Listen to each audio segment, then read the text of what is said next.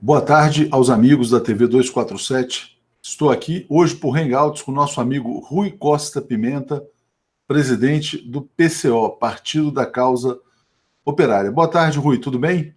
Boa tarde, Léo. Como é que está? Começando então mais uma análise política semanal, né?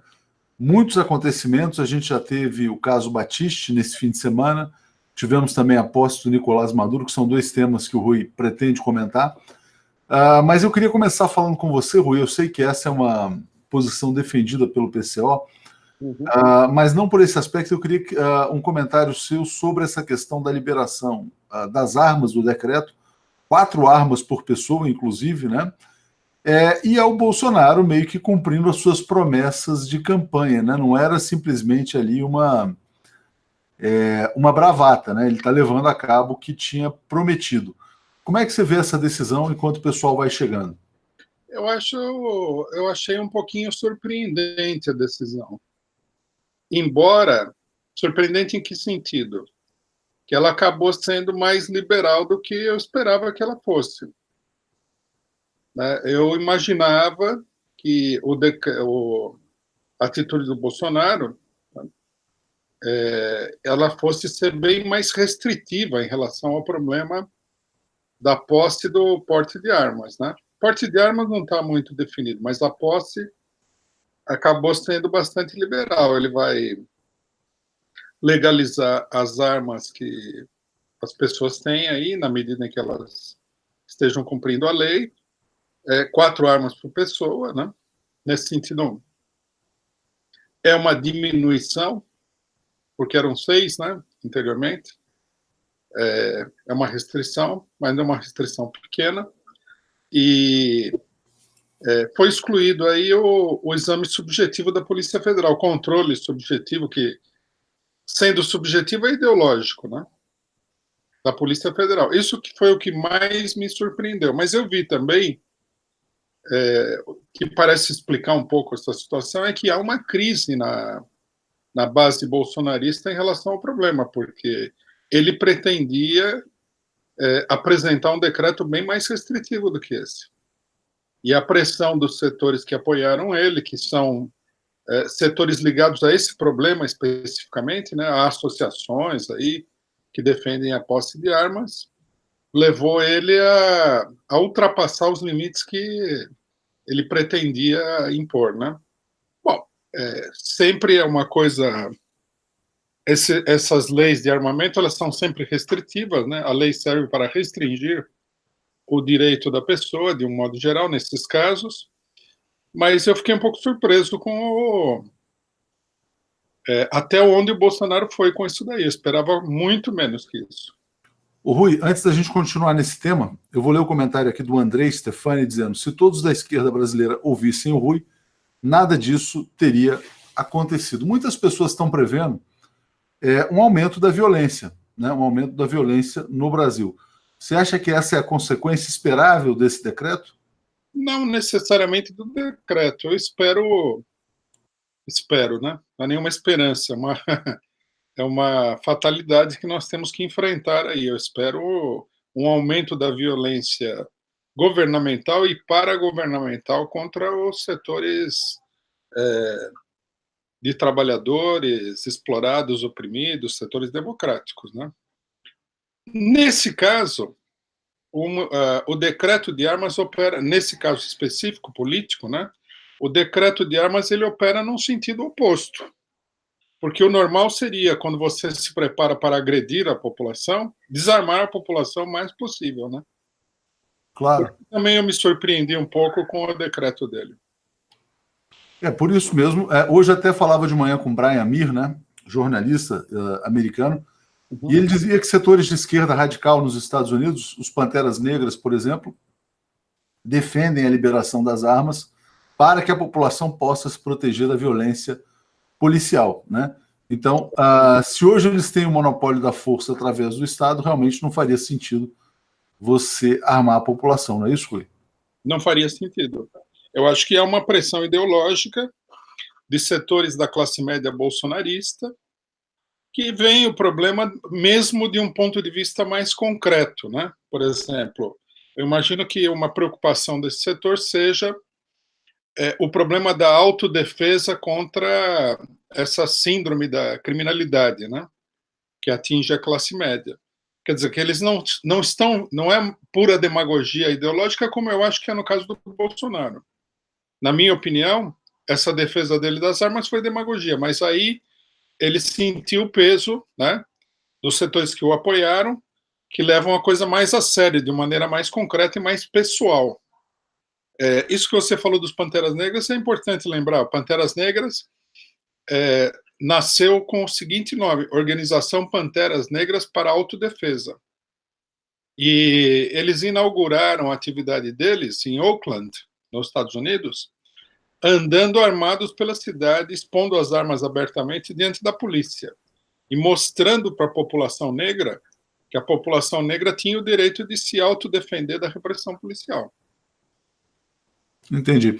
Ô, Rui, a Lenise está perguntando se você conhece um livro de Byung-Chul Han chamado Psicopolítica, o Neoliberalismo e as Novas Técnicas de Poder. Você já leu esse livro? Que as pessoas estão comentando aqui sobre a sua biblioteca. Então chegou essa questão. Não, eu não conheço esse livro, não. Interessante. O título também me pareceu interessante, por isso que eu trouxe para você. Está no bate-papo? Depois eu vou anotar aí para dar uma olhada. Está no bate-papo, está no bate-papo. Pessoal mandando boa tarde aqui de Paraty. Elizabeth dizendo, sou contra as armas, guerra leva à guerra, né? Pessoal pedindo os likes aqui no vídeo, né? Você queria comentar prioritariamente 2 temas, depois a gente passa por outros também. Uhum. A questão do Maduro e a questão Batiste. Né? Vamos passar primeiro pelo Cesare Battisti, porque é uma história que meio que já vai se encerrando e o caso Maduro pode se prolongar por muito tempo. Né? Battisti já está devolvido, está preso, vai ser preso lá isoladamente na Sardenha. Como é que você viu esse episódio? A tentativa de trazê-lo para o Brasil, a questão do Evo Morales não ter concedido o asilo. Qual que é a sua análise mais geral? Eu vi com muita gravidade, viu? Também confesso que nesse caso eu fui pego de surpresa. Não imaginava que a situação do governo Evo Morales estivesse nesse pé aí. Porque o que aconteceu é muito grave, é uma verdadeira traição. A luta, né, contra a extrema-direita é o que fez o Evo Morales, o que abriu, inclusive, uma crise dentro dos setores governamentais bolivianos, da esquerda, né, que criticaram muito isso daí. Por exemplo, o Batiste foi preso pela polícia boliviana. O normal, nessas condições, seria que a pessoa apresentasse uma defesa jurídica e tudo mais. Ele foi sumariamente extraditado pelo governo da Bolívia. Ele pediu asilo, né? O pessoal nem negou, nem afirmou, ficou ele, e ele acabou sendo preso, que é uma coisa muito suspeita. Coloca sob suspeição de uma maneira muito grave o governo boliviano e abre uma crise extraordinária no período pré-eleitoral da Bolívia, que é o que chama mais atenção. Eu acho que é difícil não afirmar, né, que houve um conluio do governo Evo Morales com a extrema-direita brasileira no governo, Bolsonaro, e a extrema-direita italiana. E isso daí é um grande, grande desserviço, um grande golpe contra a nossa luta aqui, uma luta difícil que está sendo travada aqui, mas não só aqui, que está sendo travada na Venezuela, que está sendo travada em toda a América Latina, contra o crescimento, né, dos setores dos aparatos militares, da extrema-direita e tudo mais. A Ivete Ribas está dizendo aqui, ó, Evo Morales foi um covarde, perdeu minha confiança em seu governo. Né? Eu te pergunto, Rui, você acha que ele teria força para resistir? Eu acho que sim, ele tem base lá para resistir. Ele sofreria aí alguma pressão internacional, uma crítica, né? Mas a base, eu tenho certeza que a base, a maior parte do MAS e o partido dele, né? A base do governo não seria favorável a extraditar uma pessoa que é visivelmente um perseguido político, né? Menos ainda dar esse presente para a propaganda da extrema-direita, né? Uma demonstração de força da extrema-direita. É como se eles tivessem, a impressão que dá para a população é que eles torceram o braço de um governo de esquerda e obrigaram esse governo a agir de acordo com seus interesses. Aliás, desculpa, eu estava só aqui com o microfone fechado, estava tentando liberar aqui o microfone. Agora, você falou um presente para a extrema-direita, mas pelo menos, se vale como consolação, né? O plano do Bolsonaro de trazê-lo para o Brasil, de enviá-lo de volta como troféu, não se concretizou. Ele foi enviado diretamente para a Itália. Você vê isso como uma vitória do Bolsonaro, uma vitória parcial que ele conseguiu, uma derrota? Qual que é a avaliação que você faz do episódio para o governo Bolsonaro? É inegavelmente uma vitória do Bolsonaro. Vitória essa que ele ganhou de presente, né? O Evo Morales deu de presente para ele essa vitória. Simplesmente ele não pôde fazer uma operação propagandística maior, porque havia o temor de que, se o Battisti não fosse extraditado de maneira imediata, alguma coisa acontecesse, se interpusesse um recurso judicial, alguma coisa, e toda a operação iria por água abaixo, né? Então, aí o próprio governo brasileiro concordou, a direita brasileira concordou com a extradição dele para a Itália para não dar problema, né? O Bolsonaro perdeu a oportunidade de fazer uma boa campanha publicitária, mas é uma vitória dele e eu acho que aparece assim, governo de direita dando resultados na luta contra a esquerda, né? É verdade. Mas o Jefferson Borges lembra aqui, o avião vazio que foi para a Bolívia e voltou vazio foi a metáfora perfeita para a derrota, né? Mário Silva está dizendo: o Brasil não precisa de mais armas, o povo brasileiro precisa de saúde, educação e mais empregos. Concordo plenamente com você nessa colocação. Bom, você aponta como uma vitória. Você vê o Bolsonaro colecionando vitórias, então, nessa fase inicial de governo? Não. São 15 dias, vamos dizer assim? Não acho, não. Pelo contrário. Eu acho que o governo Bolsonaro vem enfrentando uma série de problemas, e aí aparece um governo da esquerda nacionalista latino-americana dando essa de bandeja, né? Na bandeja de prata, a cabeça do Battisti e tudo mais. Quer dizer, não diria tábua de salvação nem nada, porque a situação no governo não é tão dramática. Mas foi um ponto a favor, um ponto de apoio para o governo poder se apresentar aí como obtendo algum resultado, coisa que ele não está tendo muito, né? Claro.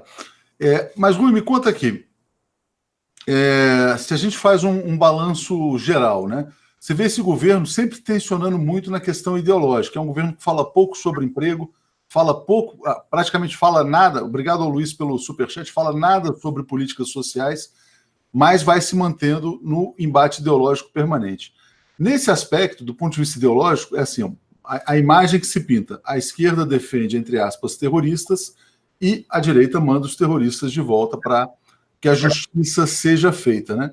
Nesse aspecto da propaganda, ainda que não tenha tido a foto, inegavelmente funciona, né? Para o eleitorado dele. É favorável ao Bolsonaro, não há dúvida nenhuma. O fato dele não ter vindo para o Brasil diminuiu um pouco o impacto da propaganda positiva. Mas eu acho que o governo não tem conseguido muita coisa. A própria propaganda do governo é negativa, né? Existe todo um clima assim de que esse é um governo meio esquisito, né? As declarações contraditórias, as idas e vindas, os recuos, tudo isso é muito negativo para o governo, né? E aí esse aparece como um distracionismo. Eu concordo com você que a operação ideológica ela serve bastante para encobrir o ataque muito duro que o governo está organizando contra a população no terreno social. Então, e eu acho que a esquerda não tem uma resposta adequada até o momento, né? A resposta adequada seria uma sólida campanha de mobilização contra o governo. Claro, que está muito incipiente, né? Hoje surgiu a primeira notícia de uma mobilização das centrais em torno de uma greve contra a reforma da Previdência. A Marina está dizendo: por que Battisti não foi para a Venezuela, já que o Evo veio à posse de Bolsonaro? Já que ela toca na questão Venezuela, Rui, eu te pediria para entrar nesse tema da Venezuela, né? Causou muita polêmica a ida da senadora Gleisi Hoffmann à posse do Nicolás Maduro. E a primeira questão que eu te coloco é se essa foi uma decisão acertada, equivocada, desnecessária. Como é que você viu esse movimento da Gleisi indo à posse? Eu achei a posição da Gleisi, do PT, de ir à posse do Maduro correta. Seria um recuo, né? O PT é um aliado do Maduro, nós temos uma situação clara de enfrentamento entre setores de esquerda e setores de direita na América Latina. Se ela decidisse não ir, se o PT decidisse não ir, teria sido um recuo que equivaleria a uma verdadeira derrota política. Eu acho que a polêmica, o interessante da polêmica, na minha opinião, é que ela revela, né, a identidade entre vários setores políticos que criticaram a ida dela à Venezuela e o bolsonarismo, né? Quer dizer, no final das contas, há muitos setores aí que têm muito mais em comum com o bolsonarismo do que com a esquerda. Caso que nós temos falado aí sistematicamente do Ciro Gomes. Mas eu vi vários outros, os jornais todos, golpistas têm que se manifestar contra o Maduro, e eles procuram colocar a decisão da Gleisi como se fosse uma loucura, mas não tem nada de loucura, e eu acho que a decisão dela é apoiada pela esmagadora maioria da esquerda. Eu não acho que tem loucura nenhuma. Eu estava comentando um dia desses aqui, que a Folha de São Paulo, na coluna humorística, que não é muito humorística, né, falava assim, Crazy Hoffman foi para a Venezuela, né?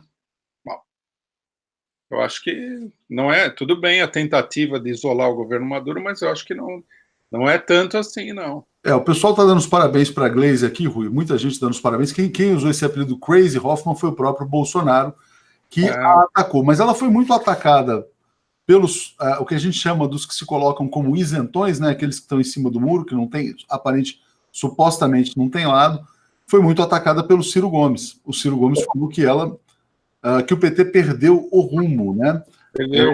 E é muito importante que você fale sobre esse posicionamento do Ciro em relação a isso, e também desses supostos isentos, né? Quem são esses isentões nesse processo, Rui? Com o raciocínio geral, eu acho que se a gente pode dizer assim, né, de maneira meio figurada, uma virtude do governo Bolsonaro é que ele está colocando às claras quem é quem. Porque com o governo Bolsonaro já fica meio difícil da pessoa se disfarçar. Então você vê que o Ciro Gomes já está, junto com o Bolsonaro, apoiando o Maia, atacou duramente o PT, falou que o PT perdeu o rumo, mas o que é visível é que ele não perdeu o rumo, mas está mostrando qual é o rumo exato dele, qual sempre foi esse rumo. Ele se transformou num ponto de apoio do governo Bolsonaro. Com a maioria dos setores que se dizem democráticos, tentões, etc. e tal. É evidente que, na luta que está sendo travada em escala continental, é preciso apoiar o governo da Venezuela. Quem dirige a operação contra o governo da Venezuela é o próprio Jair Bolsonaro, é o governo brasileiro. Ele atua aí como linha de frente, inclusive permitindo aos norte-americanos se resguardarem, né, nas articulações diplomáticas contra o governo da Venezuela. Então, quer dizer, você criticar o PT por ter ido à posse é fazer uma frente única com o Bolsonaro, é fortalecer o Bolsonaro, é fortalecer o golpismo, é fortalecer a direita latino-americana. Ou seja, na prática, então, o Ciro participou dessa frente única. Participa, eu diria que participa, né? Participa. Aí eu te coloco uma questão, Rui, que é hipotética, que me intrigou, e eu tenho falado com muitas pessoas,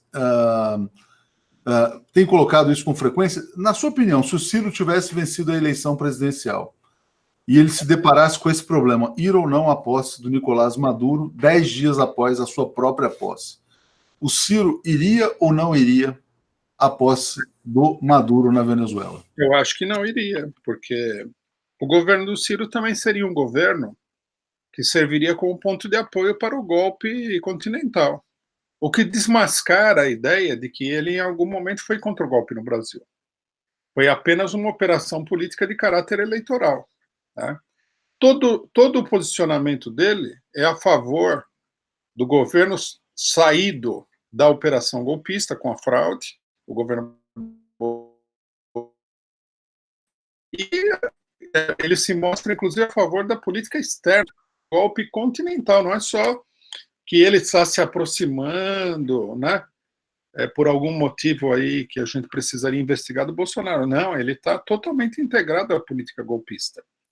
E revela o papel dele durante todo esse período, que foi um papel de servir como um cavalo de Troia dentro do setor da esquerda para atacar o PT e favorecer a operação golpista que elegeu o Bolsonaro.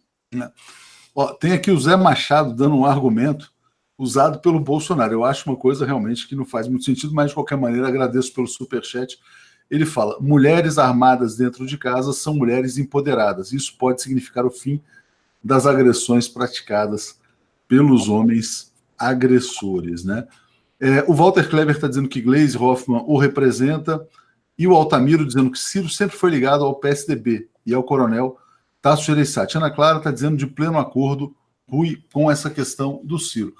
Agora, Rui, como é que você acha que vai evoluir a questão na Venezuela? Eles vão partir para uma tentativa de sufocar o regime, provocar um golpe interno, vão tentar produzir uma intervenção internacional, porque a Venezuela está cercada aqui, pelo menos na América do Sul, salvo raras exceções, por governos de direita ou de extrema direita, né?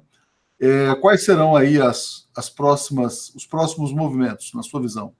Só uma palavrinha sobre essa questão das armas. Eu acho que o debate das armas, que a esquerda foca no problema de se isso daí vai aumentar a violência aqui, acolá, é um debate falso, porque o problema das armas é como o problema do direito, tá? É como, por exemplo, o direito à livre expressão. Muita gente fala assim, não pode ter o direito à livre expressão porque o cidadão vai insultar, caluniar, difamar o outro. Bom, não existe nada perfeito no mundo, tudo tem sua contraindicação, mas as pessoas teriam que decidir se elas estão do lado do direito ou do lado de determinado tipo de conveniência prática, né? E a nossa posição é que, lógico, se você tiver arma, pode ter violência, pode não ter, vai saber, tudo isso aí é uma grande discussão. Mas o problema é o problema do direito. O problema é assim, o cidadão, ele tem o direito de se armar ou ele tem que permanecer desarmado dentro do Estado? Esse aqui é o debate, né? Bom, sobre a Venezuela, eu acho o seguinte, nós tivemos aí, eu até me surpreendi que eu fiz uma discussão com um companheiro que mora na Venezuela, que está no Brasil, e ele me falou que o Maduro sofreu duas tentativas de assassinato. Eu não tinha nem... Eu acho que a imprensa local aqui, não sei, por algum motivo, não acompanhei a imprensa da Venezuela, não retrataram esse fato, que dizem que a comitiva dele foi atacada aí a tiros, né? E não aconteceu nada porque uma parte da comitiva foi para um lado, uma parte foi para outro, eles pegaram o pessoal onde o Maduro não estava. Bom, eu acho que isso daí demonstra qual é a política. Eles estão tentando criar uma crise no sentido de fazer com que o governo se divida, as forças armadas venezuelanas se dividam, e isso daí propiciaria uma intervenção, que poderia ser de dentro da própria Venezuela, como poderia ser também de fora, né? Me dá a impressão de que essa intervenção, inclusive agora com a vitória do Bolsonaro, ela é iminente. Eu acho que a intervenção militar direta é uma espécie de plano B, né? Mas criar o caos na Venezuela, principalmente se houver um atentado bem sucedido contra o Maduro, eu acho que esse daí é o plano A. Criar o caos, dividir o governo, dividir as forças armadas e permitir uma intervenção, uma guerra civil, uma mini guerra civil que leve outro governo ao poder. Eu acho que a situação... Caminha, Rui. Rui, acho que você teve um pequeno problema de conexão, mas agora voltando. Ou seja, é mais uma situação de guerrilha, né, do que propriamente uma guerra aberta, então. Eu acho que a guerra aberta, a intervenção militar estrangeira, seria um plano B, tá? Eu não sei se você ouviu aí, mas eu estava mencionando que um companheiro da Venezuela falou que houve uma segunda tentativa de assassinato do Maduro, tá? Isso daí mostra que é uma coisa sistemática, que eles estão tentando desarticular o governo, porque se o Maduro for assassinado, vai se abrir uma crise muito grande no governo, né? Claro. Sem dúvida nenhuma. Claro.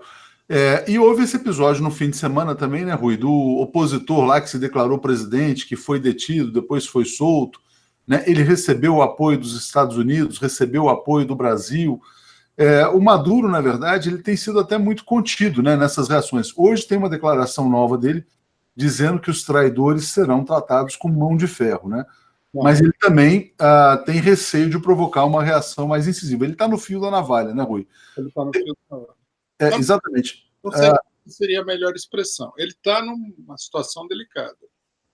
A pressão internacional é muito grande. Deixa eu trazer um superchat aqui do Salles, porque traz uma questão interessante. Hoje está tendo a votação do Brexit também no Reino Unido. Ou já foi, ou será amanhã também, não tenho informações precisas. Mas aqui, olha. Rui, eventuais vitórias de Jeremy Corbyn no Reino Unido, Bernie Sanders nos Estados Unidos nos próximos anos, colocariam fim no bolsonarismo e ou alavancariam a esquerda brasileira? Você vê a possibilidade, porque os coletes amarelos na França migraram para a Inglaterra, desembarcaram na Inglaterra. Então, os coletes amarelos estão se espalhando. Existe esse grande mal-estar com a globalização se espalhando pela Europa. Você acha que há a possibilidade da Europa prender a esquerda? Eu acho que sim. Parece que sim, né? Parece que sim. Isso apesar da política profundamente errada, né, para dizer o mínimo, da esquerda europeia em geral. Os coletes amarelos, que foi um movimento semi-espontâneo, mostram que não tem uma atitude firme de combate a uma política de fome, etc. e tal. Isso em primeiro lugar. E a expansão continental dos coletes amarelos mostra que o problema é a política dos bancos europeus que dominam todos esses países, né? Agora, se a esquerda não se... Se o povo se manifestar, a esquerda não impulsionar, não organizar, se os setores populares, sindicatos não organizarem, no final, sendo derrotado o movimento, né? Não como resultado do movimento. Isso pode fortalecer a extrema-direita. Quer dizer, por isso seria necessário ter uma política para a vitória do movimento. E eu acho que essa situação está colocada no Brasil também. A vitória do Bolsonaro, ela é uma vitória, como é que se diz? Parcial, ela não é uma vitória definitiva. Se os trabalhadores, o povo, forem derrotados, isso pode levar, né, a uma situação de ditadura, de fascistização do governo, é uma coisa muito perigosa. É preciso prestar muita atenção nesse detalhe. Ok. Rui, para a gente trazer aqui um tema... eu tinha perdido aqui os comentários, mas voltei aqui agora. Eu queria trazer um tema que é um pouco alheio a essa nossa discussão, mas é um tema de hoje, de ontem, que diz respeito à chegada da CNN ao Brasil. Né? Um grupo de comunicação poderoso, né? Internacional, na verdade é um licenciamento da marca, mas é um empresário da construção civil chamado Rubens Menin, que traz a CNN, a marca CNN, e traz um executivo que era o braço direito do bispo Edir Macedo, né? Para muitas pessoas, a presença desse jornalista chamado Douglas Tavolaro já passa uma bandeira muito grande de que é um projeto do Edir Macedo para enfrentar a Globo News, né? Também sinaliza que esse clã Bolsonaro pretende disputar a hegemonia cultural, a batalha das ideias aí na sociedade brasileira, né? A gente conversou com o empresário, eles prometem, como todo empresário promete fazer comunicação independente, etc. e tal, né? O Ricardo Miranda Filho já está resumindo tudo aqui, né? O Ricardo Miranda é muito ferino, né? Está botando CNN Universal do Reino de Deus, né? Como é que você está vendo a chegada da CNN? É um projeto bolsonarista? Você tem informações a respeito? Qual que é a sua opinião? Não, eu não tenho muita informação, só posso dar uma opinião muito provisória sobre o tema. A impressão que eu tenho é que não é que a vinda da CNN é um projeto bolsonarista, mas provavelmente o Bolsonaro é um projeto das grandes empresas norte-americanas de tomar conta do país, né? Eu acho que eles estão aproveitando o governo Bolsonaro, que já se mostrou ser um governo totalmente capacho, está disposto a abrir o país totalmente para ver se eles conseguem aumentar o poder político do imperialismo norte-americano no Brasil. Uma CNN significaria isso. Logicamente que vai encontrar aliados no Brasil, né? No caso do Bispo Macedo, contra a Globo, vai ser um enfrentamento de um monopólio nacional contra um monopólio estrangeiro. A Globo meio que está colhendo o que plantou aí, com um concorrente que pode... Vamos ver como é que se desenvolve, né? Eu só vi algumas notícias sobre isso, mas Mas talvez seja a maior ameaça que a Globo enfrenta em toda a sua história. Olha o que diz aqui o Davidson Rodrigues. CNN irá substituir uma imprensa americana, já que a Globo, que ele considera também americana, está em declínio. A Globo é um monopólio, é um quase monopólio interno, né? E aí vem um grande outro player na área do jornalismo internacional, mais um projeto empresarial. Eu achei muito interessante o que você falou, Rui, porque ainda que seja um projeto de apoio, de adesão ao bolsonarismo, existe a agenda própria dos próprios empresários, né? Então eles também terão a sua agenda de radicalização na flexibilização dos direitos, né? Eles vão defender uma agenda ultraliberal, ou seja, eles podem até condicionar o Bolsonaro, olha, você terá o nosso apoio contra a Globo, ou terá o nosso apoio nas suas pautas A, B, C ou D, mas a contrapartida vai se endurecer ainda mais, né, no ultraliberalismo, talvez. Uhum. Nós temos que ver como é que se desenvolve essa luta, porque a Globo é um grande monopólio internacional, né? E é um monopólio também associado do capital estrangeiro. Ele não é um capital nacional propriamente dito. Mas nós estamos vendo aí contradições que podem se desenvolver. Nós vamos ter que ver todo o desenvolvimento da coisa. Olha, o João Carlos Cândido fala: o crime organizado irá aliciar cidadãos para adquirir armas de forma legal. Isso é uma coisa também extremamente preocupante. Imagina, cada cidadão pode comprar 4 armas e, de repente, essa arma desaparece e cai nas mãos do crime organizado. Teria concorrência com as Forças Armadas, né? Aí você está sendo irônico, porque de fato também existe, né? De repente, armas que desaparecem, né? Coisas desse tipo e caem nas mãos. Muita arma pesada que desaparece do arsenal das Forças Armadas e vai parar na mão do crime organizado. Ou das polícias também, né? De maneira geral. Eles não usam 38, né? Que é o que o cidadão vai comprar, um 38, uma espingarda de caça e tal. Eles aparecem aí com rifles de assalto. E as polícias, em geral, especialistas, têm se colocado contra a flexibilização das armas, nesse sentido de que eles não querem concorrência, né? O policial sai para a rua, já corre risco. Agora, imagine ele sair para a rua sabendo que qualquer pessoa pode estar armada. Não, mas o marginal está sempre armado, né? Essa é uma coisa, nesse debate, que é um debate secular, já os argumentos são antigos, né?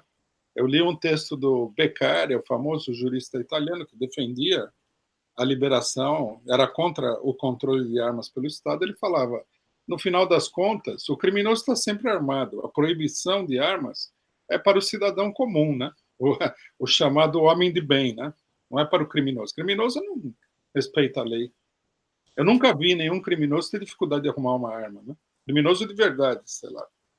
O Rui, tem uma notícia nova sobre essa questão das armas. O PSOL, partido, né, Socialismo e Liberdade, está anunciando, através do seu presidente, o Juliano Medeiros, que vai apresentar um projeto de decreto legislativo para assustar os efeitos do decreto do Bolsonaro, né?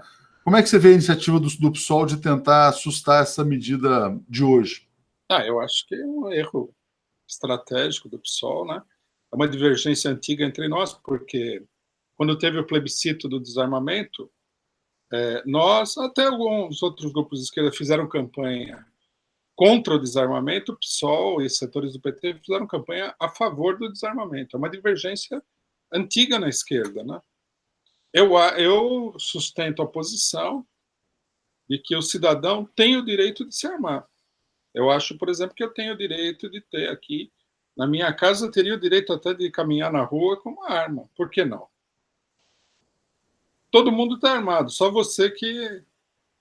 Para você estar armado, você teria que entrar na ilegalidade, né? Pode ser. Agora, Rui, só para a gente voltar para esse tema aqui da CNN, né? da comunicação, porque algumas pessoas falam, se o Bolsonaro objetivamente está em guerra contra a Globo, né, através dos mecanismos que tem, da publicidade oficial, de tentar fomentar a vinda de uma CNN, volta e meia a gente vê algumas pessoas dizendo o seguinte, olha, é um governo de extrema direita que eu rechaço, né, mas que, na questão da comunicação, tem coragem de fazer coisas que os governos de esquerda não fizeram, né? Antes disso, eu só vou ler o comentário do Zé Machado dizendo: Salvados na Netflix, documentário que passa por Evo, Lula, Maduro e Chaves, recomendado aqui, interessante, então está registrado. Você acha que na questão da comunicação a extrema-direita está agindo com mais coragem do que agiram os governos de esquerda? Não, eu acho que é uma ingenuidade isso. A questão da CNN, ela revela que se trata de uma operação do capital internacional. Bolsonaro não tem cacife para atacar a Rede Globo. Se ele atacar a Rede Globo, até agora o que aconteceu aí é tudo, né, jogo de cena. Se ele vier atacar a Rede Globo duramente, não é ele é um intermediário do capital internacional. É como ele vai fazer na Petrobras, vai entregar o petróleo para o capital internacional, simplesmente isso. O que é estranho é que a Globo é muito poderosa e não é poderosa porque é uma empresa puramente nacional. Ela tem aliados fora do Brasil, né? Então nós teríamos que analisar melhor qual é o verdadeiro fundo dessa luta aí, desse conflito, se é que há todo esse conflito também. A gente não deve de imediato admitir que há um grande conflito, né? A gente teria que ver quais são os interesses, quais são concretamente, né, as forças sociais, econômicas que estão agindo aí, né? Eu acho que a gente, em primeiro lugar, a gente deve tomar um passo para trás, olhar a situação com muito cuidado e começar a ver o desenvolvimento dela e tudo mais, né? Se fosse qualquer outra empresa nacional, qualquer outra não, se fosse uma empresa nacional, mais nacional mesmo, que estivesse fazendo isso, não fosse um aliado de todo o tempo do imperialismo norte-americano como a Globo, a gente já estaria contra essa situação. A legislação brasileira, por um longo período, proibia, não sei como é que está agora essa legislação, mas proibia que empresas internacionais tivessem mais de 50% de... Mais de 30%, não pode ter mais do que 30%, Rui. O limite é 30%. O Jefferson está falando, vai ser estranhíssimo a CNN defender Bolsonaro no Brasil e atacar Trump nos Estados Unidos. Eu te pergunto, Rui, se você é a favor ou contra esse limite ao capital estrangeiro na comunicação. Você acha que deveria ser permitido, por exemplo, que grupos internacionais do tipo Al Jazeera, Russia Today, todos esses controlassem em operações de mídia no Brasil? O problema não é tanto isso, né? Se a gente colocar a questão assim, nós estamos partindo do pressuposto de que esses grandes conglomerados de comunicação, eles são uma coisa legítima. Por exemplo, a Globo é uma concessão pública. Se vier uma empresa estrangeira se aproveitar de concessão pública, é mais absurdo ainda do que a Globo, que já é absurdo, né? Então, logicamente que precisaria mudar todo o sistema de comunicação, acabar com essas concessões públicas para grupos capitalistas, né? Eu acho que a coisa teria que ser colocada de um outro ponto de vista. A medida de 30% é uma defesa das empresas, é uma autodefesa das empresas nacionais que atuam aqui, e às vezes até de empresas estrangeiras que estão associadas, porque muitas vezes uma restrição, isso aqui na história do Brasil é muito comum, uma restrição ao capital estrangeiro que vem de fora, ela beneficia o capital estrangeiro que já está estabelecido aqui. Então, tudo tem que ser analisado com cuidado, né? Isso também casa muito com esse comentário do Sidney Castilho, que está dizendo cada vez mais explícito que os brasileiros não passam de estrangeiros dentro do próprio país, porque muitas vezes se valem dessas restrições ao capital estrangeiro para defender interesses internacionais com uma, vamos dizer assim, uma barreira de entrada para outros concorrentes, né? O que acaba sendo o que reforça a questão dos monopólios, né? O modelo que você defende, então, é um modelo de comunicação pública, né, Rui? Comunicação pública e que as parcelas, os integrantes da sociedade brasileira, né, como universidades, partidos políticos, sindicatos, todas essas organizações tivessem a possibilidade de atuar nessas concessões públicas. Por que a concessão pública tem que ser o direito de uma única família? É um absurdo, né? Aqui estamos nós, aqui fazendo o jornalismo na internet, né? Por que nós temos menos direito do que a família Marinho? Por que eles são uma realeza, eles vêm da época da capitania hereditária? Isso aí é uma capitania hereditária da comunicação, né? Isso aí teria que acabar. É interessante que a propaganda desses grupos, ela impede que o pessoal tenha uma concepção crítica disso, né? A pessoa deveria perguntar, mas por que só a família Marinho? Claro, é uma capitania. É uma capitania hereditária. Por que para eles? Por que eles ganharam essa concessão, né? Mas esses monopólios estão todos sendo atacados pela internet, enfim, tem um novo modelo surgindo, né? Rui, para a gente caminhar para o final, que a gente já está indo para 1 hora aí de programa, como é que você vê os dilemas da esquerda nesse cenário? A esquerda aparentemente ainda sem capacidade de reagir ao bolsonarismo, né? Eles vão avançando com a sua agenda, por exemplo, essa questão das armas está colocada, mesmo que não seja majoritária na sociedade brasileira, os partidos de esquerda discutindo se vão apoiar o Rodrigo Maia, se vão ter um outro candidato, a discussão muito centrada na questão do parlamento. Como é que você vê o caminho, o rumo para a esquerda adotar a partir de agora? Eu vejo duas coisas, uma muito negativa e uma mais positiva. A negativa é o seguinte: eu vejo todo um setor da esquerda colocando em prática a manobra de se aproximar do bolsonarismo, que é uma política criminosa. Se aproximar de um Fernando Henrique Cardoso já era como política criminosa, de um Temer, bom, aqui nós temos uma ameaça bem mais direta à população, né, na forma de um governo que é dirigido pela extrema-direita. Então, isso é muito negativo. A gente vê o Ciro Gomes, os governadores do PT, por exemplo, essa semana, eu peguei declarações aí deles falando que o Rui Costa falou que precisava endurecer as penas. E o Camilo Santana, que é do PT, mas é, na verdade, do Ciro Gomes, falando que, mais ou menos no mesmo sentido, o problema da segurança nacional precisa ser tratado, precisa ter maior dureza, etc. e tal. É uma bolsonarização de determinados setores da esquerda, né? E também essas críticas, a crítica dentro da esquerda ao fato do PT não ter ido à posse do Bolsonaro, ter ido à posse do Maduro e tudo mais. Por outro, isso aí eu vejo como uma coisa muito negativa, mas é um dado que já vem de antes na eleição. O que eu vejo como positivo é que um setor do PT tem se mantido firme numa política, digamos assim, pelo menos formalmente, de oposição à extrema-direita. Não foi a posse do Bolsonaro, né? Foi a posse do Maduro. O pessoal fala é a Gleice, mas não é a Gleice. A Gleice, ela é representante de um grupo político, no qual a gente pode colocar o próprio Lula, né? É o setor que quer fazer campanha pela liberdade do Lula, é um setor que tem uma posição política mais clara de oposição à extrema-direita. Eu vejo esse desdobramento como positivo.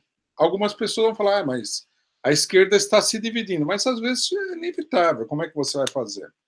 Né? O que eu acho é que teriam que cobrar dos setores de esquerda que querem se aproximar do bolsonarismo essa posição, que é uma posição absurda, que é uma posição de direita, é uma posição contra a esquerda e tudo mais. Então, eu vejo esses dois aspectos no cenário político. O Ciro Gomes, eu acho que está se esclarecendo para quem tinha dúvida o que acontece com o Ciro Gomes. Né? A unidade em torno do Maia, do Bolsonaro e do Ciro Gomes mostra que nós estamos diante de um bloco político que é o bloco político que tem que ser enfrentado.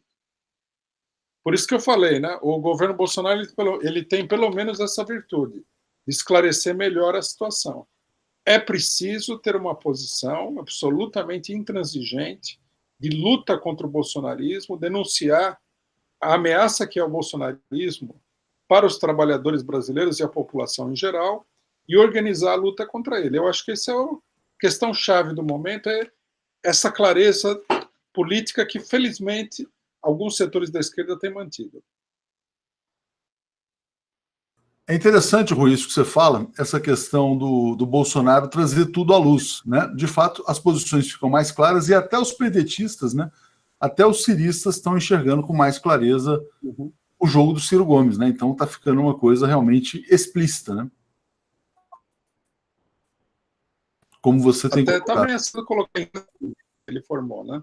As máscaras caíram, diz aqui o Ricardo Borges, né? Então, realmente, esse é o desenho. Ô, Rui, vamos caminhar para o encerramento. A gente está com uma programação pesada hoje. Você tem dado aqueles cursos de férias também, né? Eu recebi até um primeiro vídeo sobre fascismo. Como é que são esses cursos que vocês estão dando? Explica aí para o pessoal, para quem tem interesse em participar. Olha, nós fazemos um curso que nós demos o nome de Universidade de Férias, que praticamente é um curso universitário. Nós fizemos um cálculo, é mais de 40 horas aula, né? Quer dizer, é uma matéria da universidade. Nesse caso, seria o que é o fascismo e como combater, o que é o título do curso. Nós estamos tendo uma boa participação, né? Nós temos uma presença lá flutuante de coisa de 180, 200 pessoas. Está sendo muito bom o curso. E nós temos pessoas que se inscreveram pela internet e estão assistindo de casa porque não puderam participar. Também coisa de mais umas 100 pessoas, né? E tem gente que não se inscreveu e que assiste. O primeiro vídeo já teve 10 mil visualizações, né? Eu acho que é muito importante nesse momento discutir de um ponto de vista mais geral, histórico, teórico, o problema do fascismo, porque o fascismo está batendo a porta aqui no Brasil, né? Muita gente fala que não, mas eu acho que é uma temeridade pensar isso daí. Então, aproveitando, né, a deixa que você deu, queria convidar o pessoal a assistir esses cursos, né? Está na Causa Operária TV, no YouTube. O pessoal que se inscreve pode, inclusive, fazer pergunta, tudo. Recebem um material, digamos assim, didático que a gente está colocando na internet, testes, porque o curso é organizado com testes e tudo, né? Então, aproveito para convidar quem tiver interesse no tema, assistir. Se não puder assistir ao vivo, os vídeos estão disponíveis aí na internet. O Pedro Lemos está ironizando aqui, o Rui, dizendo, batendo a porta. Eu acho que ele já invadiu a porta faz tempo, né? Já entrou a porta. Não, tudo bem. Num certo sentido, ele já entrou, mas, digamos assim, ele não se consolidou como um governo terrorista direto contra a população. Ele não tem ainda essa... Nós ainda temos um espaço grande para resistir, né? Daí a importância também. O Bolsonaro vai ser operado no dia 28 de janeiro, né? O Mourão tem dito que vai ser um vice bastante discreto. Você acha que já está apaziguada a questão Bolsonaro-Mourão? Já temos aí um governo militar instalado, estão todos felizes, cada um com a sua posição? Ou vamos ter muito choque, confronto interno ainda, na sua opinião? Eu acho que vai tem muito problema para resolver, né? E quando você em política tem problema para resolver, os conflitos aparecem, porque os grupos são heterogêneos, né? O governo Bolsonaro é muito heterogêneo. É todo mundo de direita, mas cada uma direita diferente, com objetivos diferentes.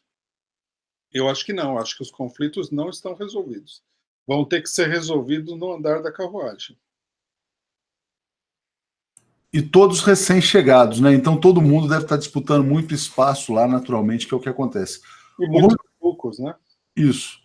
Eu queria te agradecer muito pela conversa de hoje, anunciar que a gente vai ter daqui a pouco entrevista com o deputado Zé Guimarães, né, do PT, vai estar comentando, inclusive, essa questão das armas, né? Eu volto mais tarde no programa com o Estopro, Léo ao Quadrado, depois Boa Noite, e vamos ter ainda uma entrevista com um especialista em segurança pública depois do Boa Noite 247. Queria agradecer aqui ao Vicente pelo superchat. Rui, obrigado. Até terça que vem estaremos de volta aí. Até lá, então. Um abraço. Grande abraço.